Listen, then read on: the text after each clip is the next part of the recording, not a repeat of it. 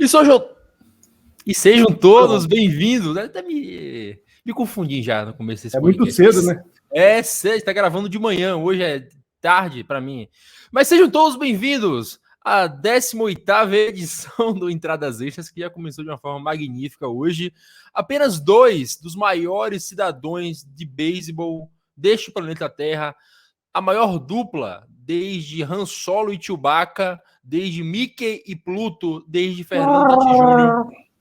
e a motocicleta, Nathan Pires e Felipe Martins. É um prazer falar de beisebol com vocês. Hoje apenas eu e você, Felipe, fomos abandonados, mas, como diria Maria Rita, o beisebol não pode parar.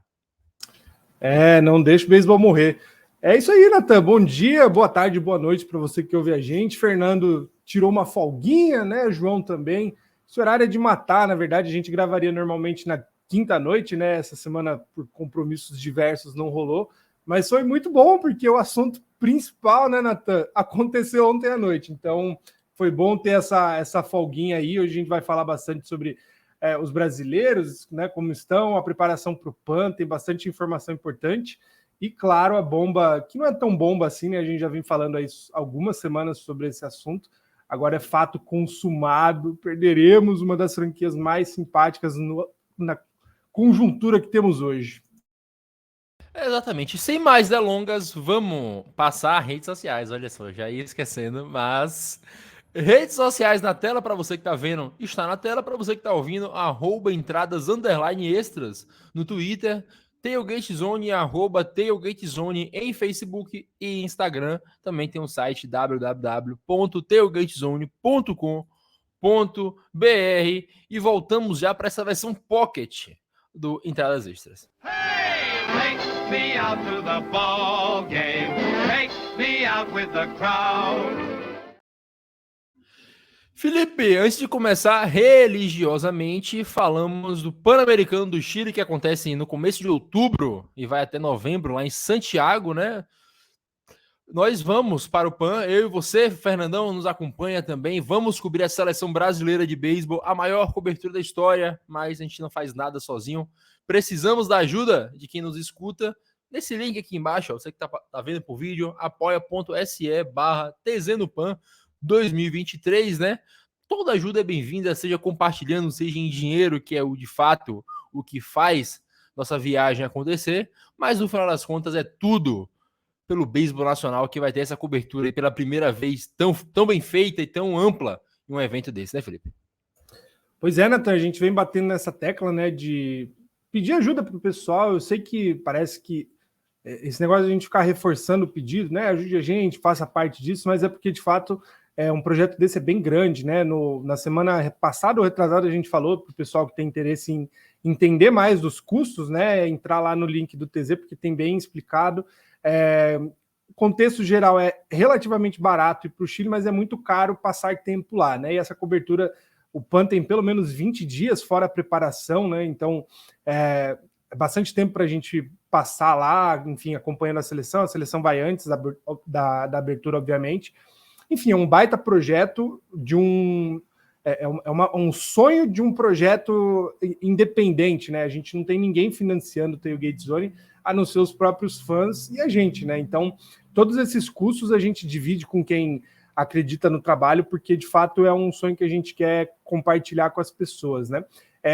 Essa semana e na próxima a gente vai começar a entender quem são os rivais do Brasil, né? Nessa disputa, lembrando que são, se eu não me engano, 8 vagas totais, né? 3 já estão definidas: Brasil, Chile e Colômbia. O Brasil classificado pelo Sul-Americano, Chile, país sede, e a Colômbia, que venceu os Jogos Pan-Americanos Júnior ano passado. Hoje, dia 16, começa a qualificatória pan-americana, que vai dar uma vaga, né? Essa é uma disputa curta aí, até o dia 21 de junho, com Argentina, Canadá, Honduras, Panamá, Peru e Aruba. Vai dar uma vaga, né?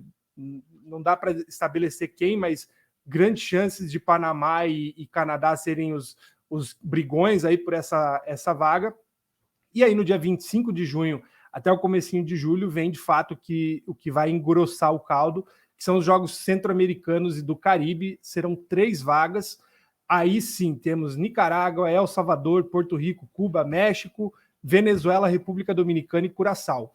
Todo mundo é muito bom, né? Com exceção de El Salvador e Nicarágua, que são um pouquinho menos tradicionais, vamos dizer, né? Se colocado em comparação com os outros, não tem ninguém pequeno, né? Cuba é um monstro, México, uma das principais ligas aí do continente, República Dominicana e Porto Rico também, com grande aporte financeiro dos Estados Unidos. Venezuela é o maior país em termos de beisebol da América do Sul, e Curaçao, que junto com Aruba aí tem sido um campo fértil de aposta, né, da Major League Baseball nos últimos anos. O fato é que até dia 25, aliás, dia 1º de julho, a gente vai saber os 8 times, né, dos Jogos Pan-Americanos. A última vaga vai ser por meio de ranking, e aí eu já adianto para quem assiste a gente, né, Natan, para quem ouve, Estados Unidos vai ser o convidado de honra, vamos dizer, porque os Estados Unidos não disputa nenhuma das classificatórias, né, nenhuma das qualificatórias, mas a organização da Confederação Mundial de Beisebol e Softball, né, a World Baseball and Softball Confederation, deixa a última vaga para os Jogos Pan-Americanos de 2023 em Santiago para o melhor time ranqueado em nível mundial, que, óbvio, não sendo o Japão por estar na Ásia, é os Estados Unidos. Então, não vai ter jogo fácil para o Brasil, de maneira geral, mas estamos com uma boa expectativa aí de ver a nossa seleção em jogo, né? Já são alguns finais de semana de treino, os atletas todos praticamente estão disputando campeonatos, né? Os pré-convocados, além dos que jogam profissionalmente, tem muita gente jogando campeonato aqui no Brasil, né? Essa semana que passou teve a Taça Brasil de Beisebol Independente, teve a final do Campeonato Paulista também. Nas duas, né? Nas duas competições tinha bastante gente da lista de pré-convocados. Então, todos os jogadores estão em bastante atividade.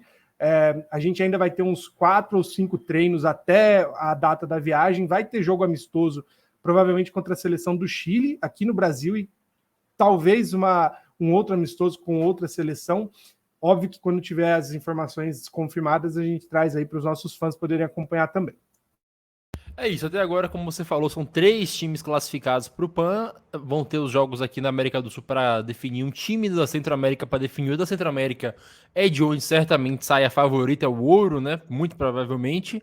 Mas a gente fica de olho e vai atualizando tudo que vai acontecendo por aí. Felipe, atualizando também o que vai acontecendo por aí. A gente faz agora aquele giro pelos brasileiros aí ao redor do mundo, os brasileiros nas minors, né? O Thiago segue indo muito bem lá em Milwaukee, é claro, depois que a gente falou que ele não tinha cedido nada, ele obviamente iria ceder, porque esse podcast aqui amaldiçoa todo mundo que fala sobre. É o Midas Reverso. Se a gente fala, a pessoa vai mal depois, mas ainda assim, com números bons, né? O Thiago lá na AAA do Milwaukee, como a gente comentou um tempo atrás, ele deve chegar no meio do ano aí, se pá, setembro, agosto, julho, na Major League, está com 17 entradas arremessadas, só 5 corridas cedidas e com a taxa muito alta de strikeout. A gente vem destacando, né? Quem ouve a gente sabe que, vez em outra, a gente fala bem de um jogador, o jogador acaba indo mal nas semanas seguintes, né?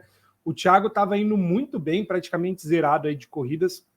Uns dias atrás acabou tendo um jogo pior, né? E essa semana também teve mais um que não comprometeu o resultado da equipe, mas cedeu um pouquinho de corrida. Mas ainda assim, em linhas gerais, o Thiago está muito bem.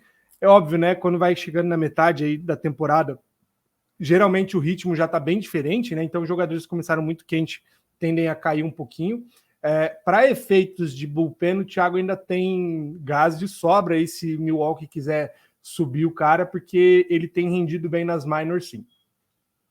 É isso, Felipe. Agora indo pro Rafael Ohashi, lá do Toronto Blue Jays. Não tá indo tão bem também, né? Cedeu corrida em 6 dos últimos 7 jogos. Vários desses jogos, inclusive, cedendo mais de uma corrida. Um jogo com 8, outro jogo com 5, com alguma dificuldade para se adaptar lá na Single A. O Ohashi, ele começou bem, né? Teve 2 bons jogos no comecinho da temporada, dia 11 e 18 de abril. Aí deu uma queda boa aí, né?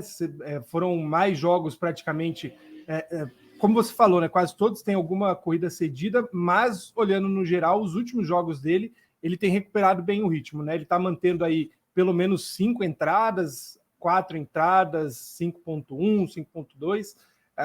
Em linhas gerais, tem bons números também. Depende muito da liga, né? A gente já destacou aqui, a gente tem a AAA, AA, Single A e High A, né? São 4 ligas, cada uma com a sua especificidade, e, querendo ou não, o Ohashi joga numa das que é mais complicada de rebatida, né? Então, ele ter bons números numa liga forte de rebatedores é um bom sinal, sim, mas ainda tem um caminhozinho para percorrer antes de ser chamado para o próximo nível. Agora, dando prosseguimento, quem também tá na Single A, o Gabriel Barbosa, lá na Single A do Colorado Rockies. Começou mal, é verdade, dando corrida em todos os jogos no começo, mas agora nos últimos 4 jogos, né, Felipe, indo bem, arremessando 3, 4, 5 e 4 entradas, jogando uma quantidade de entradas considerável para um cara de Single A, que geralmente tem contagem reduzida, e parou de ceder tantas corridas, cedeu corrida, é verdade, 2 jogos atrás, mas ainda assim, aumentando o número de strikeouts, diminuindo o número de walks, né, então tá se encontrando o Gabriel. O destaque do Gabriel é esse mesmo, né? Ele é considerado ainda até hoje um dos melhores controles do sistema todo do Colorado Rockies. Ele teve um deslocamento para o bullpen, né? Ele tem aberto menos jogos ultimamente, mas fez bem a mudança porque ele se encontrou melhor, né? Tem rendido bastante, a contagem de arremessos está crescendo aos poucos, número de entradas jogadas também, né? 2 vezes já esse ano jogou 5 entradas no total. Uma delas como vindo do bullpen, inclusive, né? E tá melhorando, aumentando o número de strikeouts e segurando, né, a bola baixa, vamos dizer, que é o grande problema de Colorado, né? Um jogador que pretende jogar em Denver tem que ter esse controle de bolas baixas por conta da altitude. Agora, para finalizar, a galera que já tá na minor, né? Tem o Eric Pardinho na High A do Toronto Blue Jays, que também tá cedendo rebatida todo o jogo, praticamente jogando uma entrada, no máximo 3. Mas ainda assim, a gente vê que nos últimos jogos, né, Felipe, cedendo hits fortes, né? Cedendo home run nos últimos jogos, cedeu home run em 3 dos últimos 4 jogos. É verdade, ele conseguiu bons strikeouts no último, que ele jogou 2 entradas, mas ainda assim cedendo muitos hits o Pardinho lá na High A. O Pardinho também oscilando bastante, né? Ele é o que, dessa galera, tirando o Thiago, óbvio, é o que está mais ou menos encaminhado, né? Porque a High A é o segundo passo, vamos dizer, das ligas menores. Precisa também controlar um pouco o número de rebatidas e corridas que está cedendo. O Pardinho sempre coleta bastante strikeout, isso é bom, e tem condições também, se for necessário, de abrir jogos, né? Precisa só se reencontrar aí com ceder menos hits fortes, né? Porque acaba sendo o que desanda no meio do jogo, né? Se tem gente em base, acaba gerando corridas com maior frequência. Mas também, dentro da irregularidade, o Pardinho já se encontrou, né? Teve um começo de ano mais difícil, deu uma boa melhorada, agora parece estar assentando com mais solidez, vamos dizer.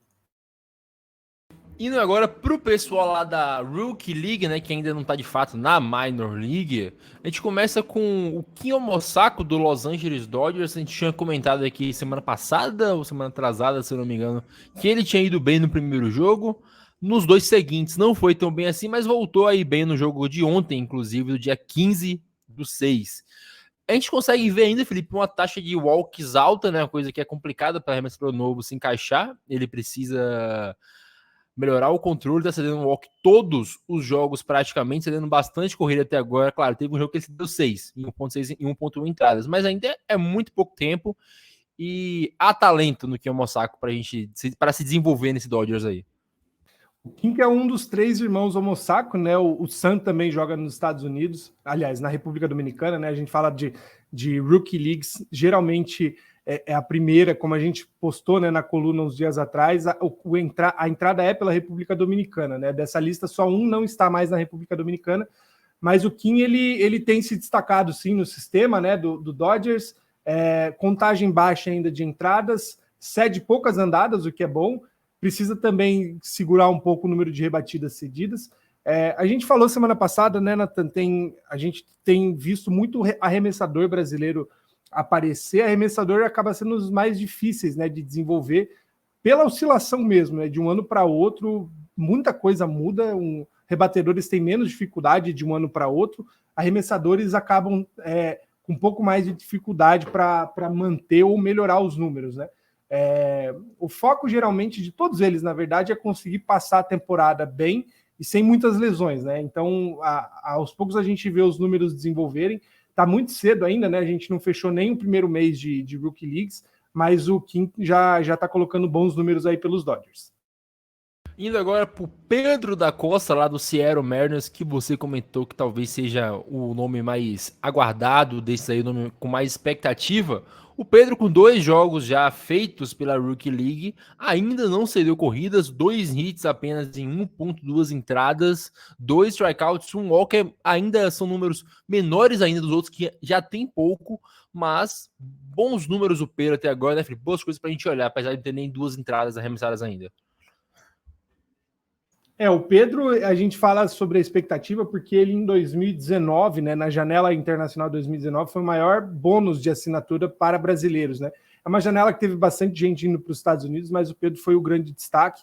Se machucou, precisou de cirurgia, né? Passou por recuperação, voltou agora, depois de um ano e pouco quase de parado, né, de recuperação, então tá fazendo jogos com um programa mais curto, né? Vindo do bullpen, jogando de forma tímida, também colhendo bons números, né?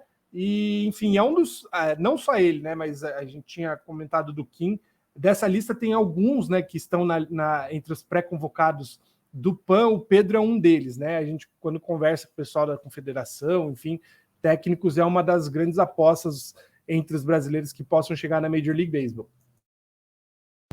E agora, indo lá para o Chicago Cubs, Emmanuel Madeira, Felipe, são 3.2 entradas arremessadas até agora, apenas 1 hit cedido, 2 corridas merecidas, uma quantidade altíssima de walks até agora, 3 nas 2 partidas que ele fez, são 6 walks em 3.2 entradas para apenas 2 strikeouts, mas ainda assim, poucos hits, né, precisando melhorar o controle ainda, é um jogador que está na Rookie League, mas já números bons de se ver um cara que sai pouca rebatida até agora.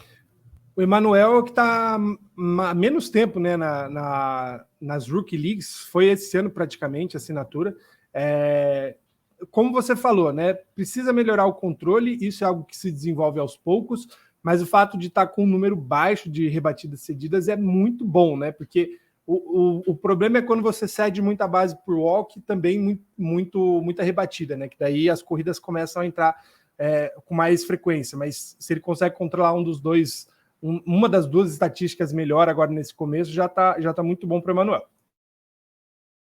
O último arremessador dessa nossa lista, o Sullivan Ribeiro, lá do Oakland Athletics, em breve Las Vegas Gamblers, tá não arremessou nenhuma entrada ainda inteira, né? Arremessou 0.1, 0.2 entradas com 2 corridas cedidas, 3 walks, números que não são bons, mas é apenas um jogo, ele vai ter bastante tempo para se desenvolver lá ainda na Rookie League. A primeira impressão, claro, não foi boa, mas apenas um jogo feito, ele vai ter muito jogo nessa Rookie League ainda para se recuperar. Tem grande chance do Sullivan jogar entre hoje e amanhã, né? Sexta e sábado, pelo tempo, né? Ele jogou dia 10, então fechando aí 6 dias de descanso, provavelmente ele vai jogar nesse final de semana para ter uma segunda impressão. Esperamos que seja melhor, né? Sullivan foi muito bom na classificatória do World Baseball Classic ano passado, é um dos grandes destaques do Brasil em termos internacionais também, muita expectativa em cima dele. Indo agora, depois de falar tanto de pitcher, né? Haja pitcher nesse país, a gente vai agora, inclusive sua coluna de nosso base, você pode mudar lá para nossos pitchers.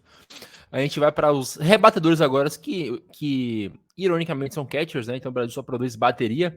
O Matheus Leles, também no Oakland Athletics, e no bem são 8 idas ao bastão, 2 hits, tá com uma média boa para quem tá começando, ele tá assim, 200% mais ou menos, ué. Se eu não estiver errado, não, tá acima de 200%. Eu viajei, contei errado, não sou bom em matemática, mas ele assim, com 3 walks, um número bom, baixo de strikeouts, apenas 1 strikeout em 8 idas ao bastão, né? 2 hits, uma corrida anotada, indo bem, mostrando que tem um potencial e tem um bom olho.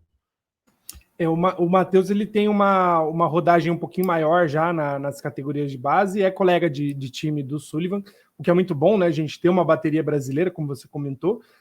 Tem feito bons jogos, né? Tinha uma certa expectativa sobre como seria esse ano dele, mas também tem buscado fugir das lesões, colher bons números aí para quem sabe subir mais um degrauzinho nessa grande escada até chegar na Major League Baseball. E finalizando aquele que provavelmente tem os melhores números até agora, né? O Gabriel Gomes, catcher do Cincinnati Reds, que falamos no último podcast, também falamos bem dele.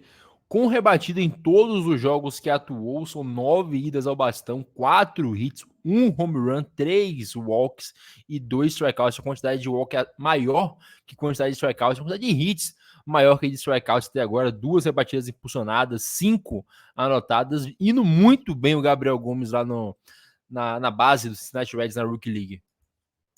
O Gabriel, ele fez parte aí da seleção que sub-18, né, que disputou a Copa do Mundo em 2022. Também, né, já estava já tinha, né, a palavra com o Cincinnati Reds desde o comecinho do ano, e no primeiro jogo já praticamente já teve, né, um destaquezinho, já teve o home run dele. Aos poucos aí vai se destacando, tem sido bem sólido, né? Nem sempre impulsionando corridas, mas constantemente chegando em bases, consegue segurar bem aí as eliminações, né, por strikeout. É mais difícil a gente medir os números defensivos, né? Porque muda muito o perfil do arremessador nessa entrada, mas o Gabriel ele já jogou de receptor como rebatedor designado, né? Então o fato dele ter essa possibilidade de atuar mais tempo é bom para a formação dele como atleta. É isso, vamos para o Japão agora, falar do Bo Takahashi, lá do Seibu Lions. O Bo, Felipe, ele vem fazendo uma entrada, 2 entradas ali por jogo, sempre, infelizmente, cedendo um hits, ou um walk, ou um hit by pitch, tá com problema no controle, é verdade, mas me parece que aos poucos ele tá se encontrando, né? No último jogo já lançou 3 strikeouts em uma entrada, para um hit, então, aparentemente, aos poucos ele tá se reencontrando lá no Japão. O Bo, ele tá numa situação a gente chama high leverage, né? Ele sempre entra em um fim de jogo com um placar meio apertado, né, para o Seibu Lions. Lions é uma equipe que está se segurando aí na briga, né? Hoje ocupa a última colocação de uma das ligas. Tem um grupo de arremessadores bom. O Bo sempre entrando em situações às vezes meio complexas, né? Até pouco tempo atrás a gente surgiu com um vídeo dele em que ele entra com o jogo meio que garantido para outro time, né? E consegue segurar a vantagem para o Seibu Lions. Teve um ou outro jogo que realmente desandou, né? Cedeu muita corrida, mas em geral está fazendo aí uma entrada com pouco contato, né? Ele enfrenta 5, 6 rebatedores, acaba cedendo uma base, às vezes 2, uma por andada e uma por rebatida, o que no Japão é ok, né? Considerando que é uma liga muito mais corrida, né? De chegada em base, né? Os jogadores são muito pacientes, escolhem bem os arremessos. Então, o fato dele estar com uma contagem baixa de corridas, não cedeu home run, está controlando bem a taxa de walks e strikeouts, e está com um número relativamente ok de rebatidas pelo tanto de entrada que já jogou. Bo é um dos principais nomes também dessa lista aí de brasileiros jogando fora do Brasil. Para finalizar agora, no México, André Rienzo, né, que comentamos que vai jogar na Baseball United, tá com problemas lá no México, né? Tem 4 jogos feitos, todos os jogos cedendo corridas, 3, 6, 1 e 5 corridas, todos os jogos cedendo walk também, com problemas para se adaptar novamente ao beisebol mexicano, o Rienzo, Felipe. O Rienzo ficou muito tempo parado, né? Praticamente não chegou a aposentar de fato do esporte, mas disputou o World Baseball Classic ano passado, né? A qualificatória, num ano que ele já não estava praticamente atuando profissionalmente por ninguém. Então, estava encaminhado já para o descanso, mas aceitou essa oportunidade do México. Ainda está pegando um ritmo, né? Lembrando que o México é onde o André teve um dos melhores anos, né, da vida dele, é recordista até hoje de média de corridas cedidas. Aos poucos ele vai encontrar aí o meio termo, né? Um destaque é que mesmo nesses jogos aí que ele tem feito cedido muita corrida, a contagem de strikeouts está bem alta, né? Então o controle do André ainda está muito bom, óbvio, cedendo algumas rebatidas que acaba comprometendo pelo número de corridas cedidas, mas o México é uma liga com alto nível de rebatedores, né? Então não está nada fora do normal, né? O fato dele estar conseguindo manter um bom número de eliminações por strikeout é um bom sinal. Thiago da Silva, também no México, Generales de Durango. Thiago tem 3 jogos, Felipe, um ERA de 5,35, também não tá lá dos melhores, tem mais hits do que entradas arremessadas, 22 corridas cedidas, com a taxa alta de hard hit também, com 4 home runs, 4 hitting by pitch, precisa se melhorar, né, pegar o ritmo da Liga Mexicana, que como o João comentou essa semana, você reforçou agora, é uma liga que tem uma taxa de rebatidas muito alta, uma taxa de OPS médio da liga muito alta também. O Thiago ele alterna aí às vezes como bullpen, né? Ele começou como bullpen, depois passou a abrir jogos. A mudança acabou inflando alguns números dele, né? Porque passa mais tempo em exposição, vamos dizer. Também tem um bom número de controlado, né? Vamos dizer, de strikeout com andadas, mas tem cedido bastante rebatido e corridas, né?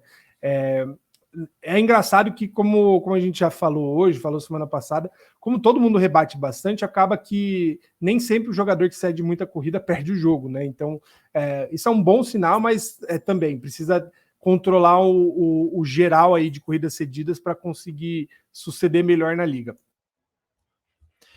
Para finalizar, provavelmente o melhor brasileiro em atividade no mundo hoje, Leonardo Reginato, lá pelo Águas Calientes do Reginato, como a gente já mencionou na última semana e vai falar aqui novamente, rebatendo acima dos 30%, 4 home runs. Nos últimos 10 jogos, eu acho que o Reginato rebateu em 8, e sempre jogos com múltiplos hits, né? Jogo com 2 hits, 2 hits, 2 hits. Teve um jogo de 4 hits no dia 6/6, né? Então, indo muito bem o Reginato lá no México, Felipe. Como a gente reforça mais uma vez aqui, toda semana falando disso. Jogando muito bem mesmo. O Reginato que está nas cabeças, né? Em termos de rebatida geral na listagem do México, né?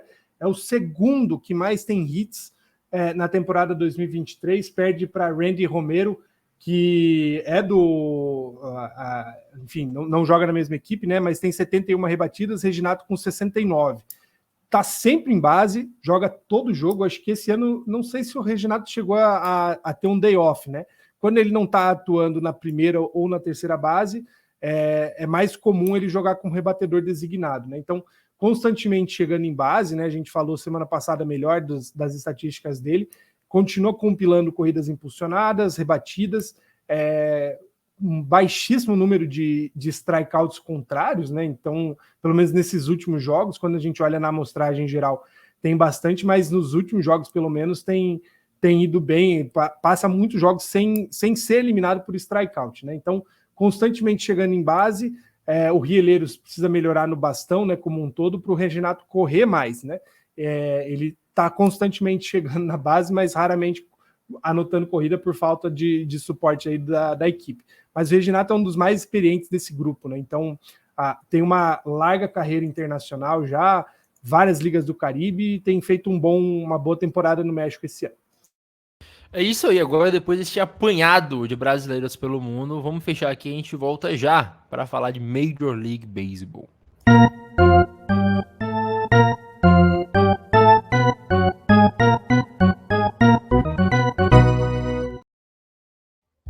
Chegando aqui no segundo bloco, Felipe, essa semana nós tivemos um boicote reverso lá no Coliseu, em Oakland.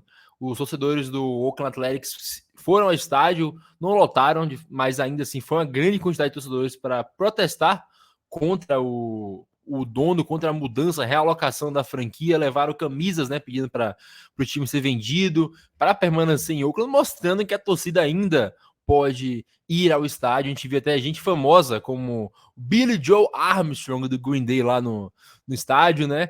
E o Rays não decepcionou a galera, venceu o Tampa Bay Rays, né? Foram 7 vitórias seguidas pro Rays nesse jogo.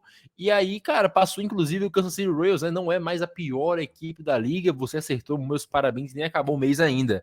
Mas falando de fato do que vai acontecer, saiu a notícia ontem, foi aprovado pelo comitê ali, pelo poder executivo legislativo de Las Vegas. Provavelmente o Oakland Athletics vai, grande chance agora, quase confirmado, vai para Las Vegas, deixa a cidade onde viveu toda a sua história, protagonizou momentos históricos, e para mim, como torcedor do Giants, é ainda mais triste, né? Porque como eu comentei na semana passada, toda temporada que os times se enfrentam, tem a Bay Bridge Series, onde o vencedor ganha um troféuzinho com a ponte ali que liga as duas cidades. E a gente não vai ter mais isso, a gente também não vai ter mais a World Series do terremoto.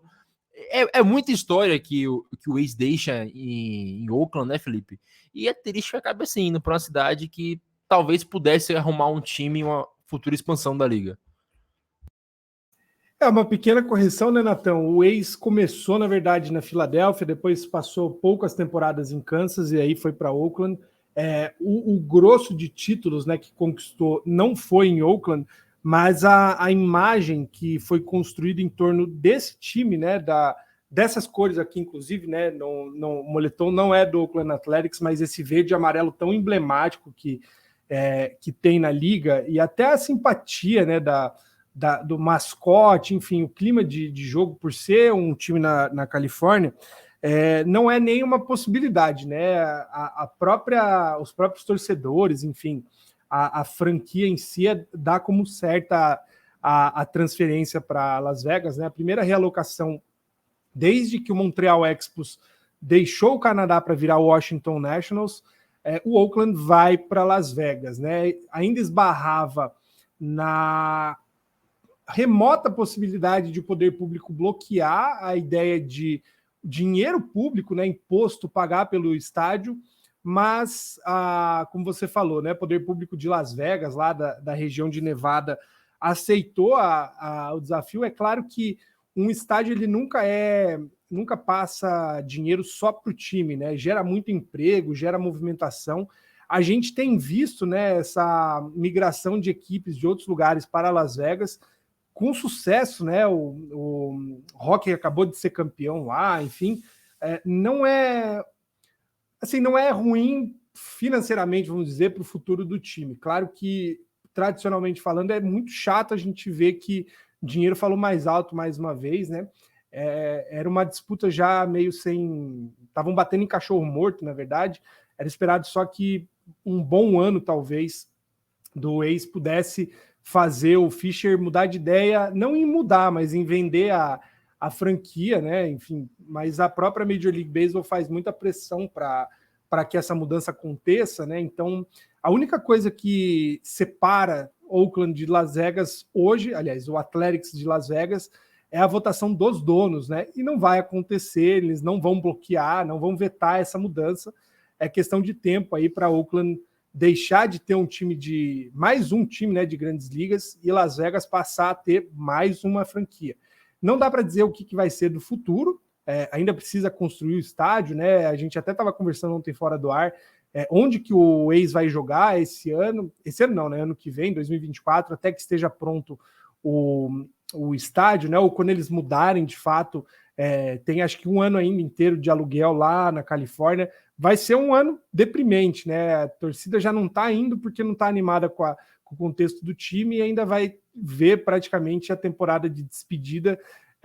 Realmente situação dramática para quem gosta e quem torce para o Oakland na Califórnia, que aliás é um detalhe, né, Nathan? A gente sempre fala sobre possível expansão da liga. Ver que a Califórnia tinha com sucesso 4 equipes, né? 5 equipes, aliás, 2 em Los Angeles, San Diego, São Francisco e Oakland. Não é por falta de torcida, né? Como você falou, tinha 27 mil pessoas, pelo menos, no estádio nessa semana, um boicote reverso, muita gente famosa aí postando sobre, mas não adianta. Quando a liga está decidida e quando o dinheiro está na mesa, infelizmente o lado pobre ninguém né? Mas o lado torcedor, vamos dizer, que é o que menos tem poder de decisão, é o que mais sofre. É isso, e como você falou, eu tava com uma piada aqui na cabeça esse tempo todo, o Oakland Athletics, que é apenas a 4ª maior franquia, time verde e amarelo do mundo, atrás da seleção brasileira, do Green Bay Packers e do Cuiabá. Mas vou terminando de falar. E o Springboks também, né? O Springboks da seleção australiana de rugby. Verdade. É a 5ª maior franquia do mundo, verde e amarela, o Oakland Athletics. E só para complementar aqui, o Athletics sai de Oakland, né? E assim, Oakland perde o quê? A 3ª franquia em menos de 18 anos. Perdeu o Raiders também para Las Vegas, perdeu o Golden State, que foi para São Francisco, e agora vão perder o Athletics, né? Então os caras perderam tudo que poderiam perder, na verdade. Oakland não é mais uma cidade que vai estar no mapa esportivo dos Estados Unidos e dificilmente vai voltar, porque demora de ter uma expansão, e quando tem é para alguma cidade assim que pode gerar muito lucro, como aconteceu com Las Vegas, né, que tá levando o Golden Knights, o Raiders, agora o Athletics, né? Então Las Vegas é a nova Oakland pros caras, já com 2 times de lá. E eu acho que o Golden State só não saiu da Califórnia, né? Porque quando o time é bom, o estado mantém. Então os caras reteram lá em São Francisco, ainda é mais um time que teve tanto sucesso nessa última década. O A's e o Raiders, apesar de serem franquias vitoriosas, não ganham há muito tempo. Mas voltando, é triste, ainda mais quando você tem uma rivalidade tão legal como eu achava que o Rays tinha com o Giants, e como aquela região ali, era bom ter tanto time ali, é complicado. Vai para Las Vegas, que modéstia à parte não me agrada. Eu acho uma região meio sem graça, meio sem personalidade, né? Vive sempre naquele mesmo estigma de sempre, mas acontece. Agora a gente não sabe nem onde os caras vão jogar. A possibilidade mais imediata é jogar no ballpark do Las Vegas Aviators, né? Que é um time de minor. Só que se jogar lá, o Aviators vai jogar onde? E ainda assim é um estádio de minor. Não sei como é que a liga pede capacidade mínima para um estádio, Felipe. É tudo meio complicado agora de se pensar. Assim como a gente fala da Baseball United, né? Dinheiro não vai ser problema. A gente tá falando da cidade onde roda muita grana por conta das apostas, e num levante aí, né? A gente tem visto o impacto da aposta esportiva no esporte, né? Então, eu não tenho preocupação em como vai ser esse estádio do futuro, né? Futura equipe de Las Vegas.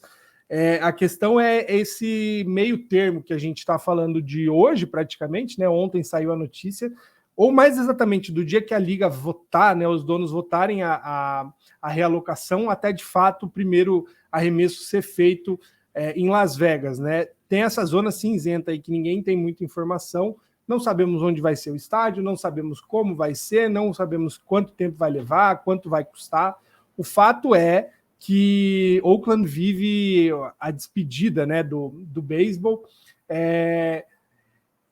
A minha expectativa, né, considerando algo que já é certo que vai acontecer, é que pelo menos essa nova fase em Las Vegas seja de mais sucesso do que Oakland tem colhido nos últimos anos, né? Que pelo menos essa mudança gere um impacto de fato trazer torcedores para acompanhar o time e o dono realmente investir, né? Seja por força da liga ou de fato por investidores, né? Mas que essa ida para Las Vegas mude um pouco a cultura em torno da equipe, né? Que de fato seja colocado dinheiro para a equipe disputar, né? A gente viu, acho que 2, 3 temporadas para trás, Oakland beirou pegar playoffs, teve sequência aí de 10, 12 jogos de vitória, né? Não era um time ruim.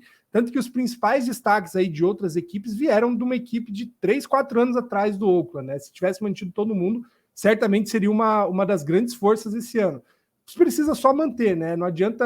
É a grande crítica que a gente faz ao modelo de franquia, né? Ele é ótimo em vários sentidos, mas o dono faz o que quer. Se ele não quer investir no time, ninguém obriga ele a fazer isso, né? Infelizmente, a gente vê esse cenário. O Oakland não vai ser a última cidade a perder uma franquia, né? Eu acho que a longo prazo tem outros locais que também sofrem com esse tipo de desinteresse dos donos. Infelizmente, é o que temos hoje, que o futuro do Athletics, e principalmente para os torcedores que acompanham o time desde a Filadélfia, seja melhor. É isso, né? O Athletics ganhou a divisão não há muito tempo atrás. Ganhou em 2018, ganhou em 2019, 2020 foi aos playoffs, e aquele time não era um time que era bom, era um time que tinha jogadores excelentes. Aquele conjunto do A's, ao menos em line-up, era um time muito bom. O time tinha o Canha, tinha o Sean Murphy, que tá brigando para MVP agora na Conferência Nacional. Tinha muito jogador bom aquele time do A's, e se desfez de um ano para o outro, e agora virou piada na liga, de certa forma, né? A gente sempre fala do Billy Beane, mudou o jogo, Moneyball, só que de fato nunca ganhou o anel. Eu falo isso o tempo todo, às vezes até me criticam por isso, mas nunca ganhou. O Boston Red Sox pegou o que ele falou que ia fazer, fez e ganhou. Porque você não ganha sem investir ao menos um pouco no time. O Moneyball pelo Moneyball não funciona no final das coisas. Você precisa ter um cara geracional vindo da sua farm, como aconteceu lá com o National, né, que tinha o Juan Soto, ainda tinha o Rendon, que jogava muito. O próprio Red Sox, você torce, né, Felipe? Fez o esquema do Moneyball, mas tinha o Big Papi para virar uma série 3-0. Então, invariavelmente, você precisa ter um grande jogador ou um grande investimento no seu time para fazer todos aqueles jogadores do Moneyball funcionar. A gente tem visto isso no Rays, né? Falamos aí algumas vezes esse ano já. O Rays chega e não vai, né? Parece que falta alguma coisa, que falta dinheiro, falta investir, abrir a carteira e arredondar o time, né? Os grandes campeões aí dos últimos anos, Atlanta Braves, Los Angeles Dodgers, Houston Astros, Red Sox em 2018, sempre o mesmo contexto, monta um grupo muito forte na base, conforme essa galera sobe todo mundo junto, entra o dinheiro para arredondar o time, de fato disputar, né? Trazer nomes com experiência. Invariavelmente aconteceu isso. Dodgers ganhou construindo o time dentro de casa e arredondando pontos que faltavam. Houston Astros também. Quase todo mundo veio junto da base. Chicago Cubs, uns anos atrás, né, quando quebrou a maldição também, veio bastante gente, um grupo todo junto. Red Sox 2018. Então, é necessário que seja feito esse tipo de construção, né? Você forma aí um bom grupo de arremessadores, um núcleo jovem do time, com seus 23, 24 anos. Conforme o pessoal vai subindo, você já tem aí pelo menos 6, 7 anos dessa galera acostumada a jogar um com o outro, né? Porque passou aí 3 níveis de disputa nas ligas menores, todo mundo junto, os arremessadores também, né? A bateria, principalmente, o receptor está acostumado com o arremessador, os reservas também, né? Tem uma simbiose rolando no time, mas você precisa trazer um nome grande aí, com experiência, seja um jogador já bem malhado, vamos dizer, né? Não necessariamente tão vitorioso, não precisa ser um cara com 3, 4 anéis, mas pelo menos alguém que tenha noção do que é disputar de fato playoffs, até para dar uma estabilidade para um elenco muito jovem, né? O Rays está batendo na porta já faz muito tempo, mas falta. No passado foi inclusive surpreendente, né? Eles abrirem a carteira na janela de negociações, trouxeram o Nelson Cruz, que foi um sinal nesse sentido, né? Um time jovem trazendo um veterano para a reta final. Não deu, mas não vai demorar muito para que o Rays faça isso de novo, né? Cada vez mais está chegando perto desse título, que é a receita que ganha de fato anéis na Major League Baseball. E Felipe, para finalizar o podcast hoje, a gente fala de algo que todo mundo adorou quando aconteceu pela primeira vez. Da segunda vez não foi tão bom assim, mas agora promete novamente acontecer e talvez volte a ser o que foi da primeira vez, que é o Campo dos Sonhos, né? Aquele jogo que aconteceu entre o White Sox e Yankees, que foi tão celebrado e acabou de uma forma fantástica. Agora, eu acho que eles pensaram melhor, porque na segunda vez eles só largaram Reds e Cubs lá e o jogo aconteceu, muita gente não ligou.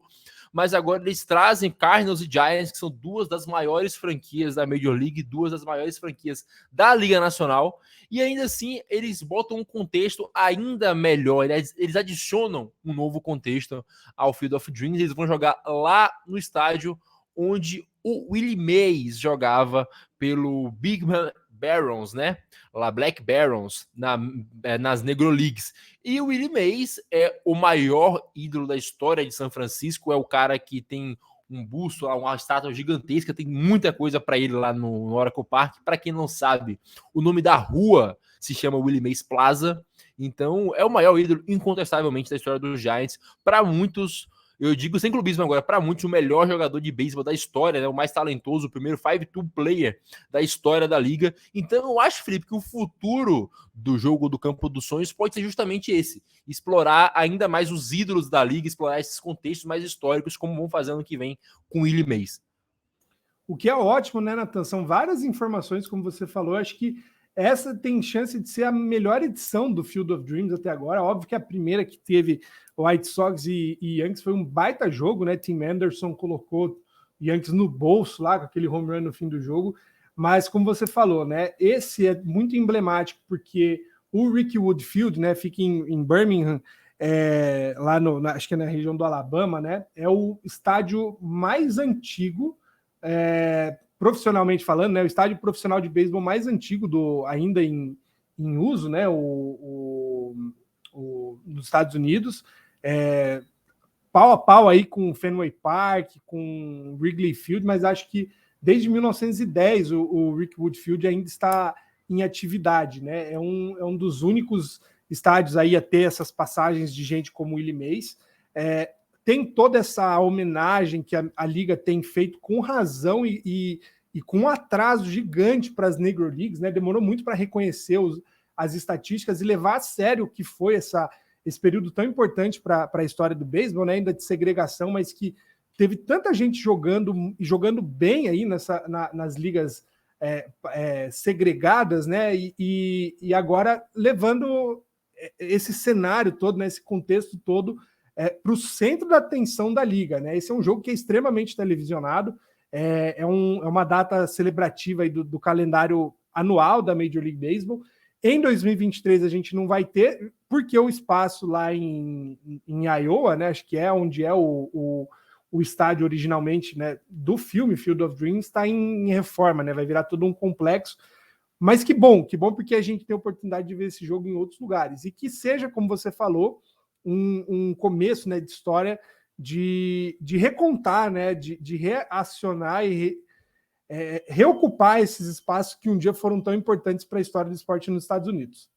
É isso, e o estádio, como você falou lá do Hickwood Field, ele já apareceu em filmes também, né? Apareceu no 42, apareceu em Kobe, apareceu em Soul of the Game, então já é um estádio relativamente famoso para o cinema. E como eu falei, é importante esse reconhecimento. Imagina no jogo do Field of Dreams 2025, se é algo relacionado a Jack Robinson, então, ao 2026 o Lou Gehrig, então eles têm tanta coisa para se explorar no beisebol, tanta história, que eu acho que esse certamente é o caminho muito melhor do que ficar reaproveitando aquele mesmo primeiro jogo lá, tentando jogar times que não tem tanta conexão com a história, só para fazer um jogo num local diferente ano após ano. Então eu acho, Felipe, essa é a ideia perfeita que tiveram. Não é porque é meu time, não é porque é o cara que eu amo, que é o Willie Mays, mas ainda assim porque foi uma ideia muito acertada que vai acontecer já no ano que vem, né? E é bom a gente ver a MLB fazendo esses jogos mais festivos que a gente vê nas outras ligas, né? A MLB esse ano já foi pro México, é verdade que foi tenebroso aquele jogo, teve 11 home runs, mas a bola voava por qualquer coisa. Mas ainda assim dá para explorar mais os jogos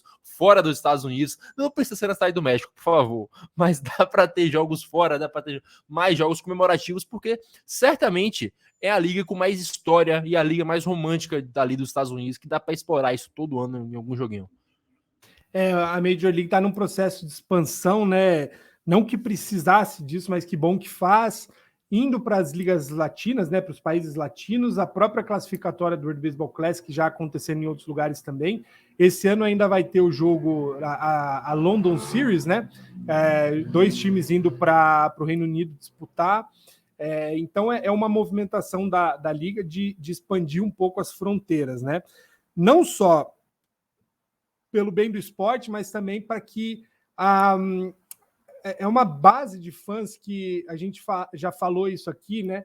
O beisebol, por muito tempo, sofreu aí nos últimos anos com uma queda de interesse, de audiência, principalmente entre os mais jovens, né? O fato de a Major League ter interesse em expandir para esses lugares que têm uma cultura e uma história do beisebol, né? As ligas menores ocorrem majoritariamente no Arizona, na Califórnia e no sul dos Estados Unidos.